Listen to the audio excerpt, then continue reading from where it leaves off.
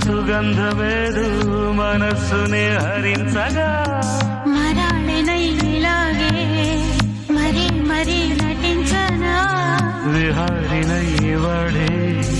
దివి భువి స్పృశించనా గ్రహములు పాడిన పల్లవికి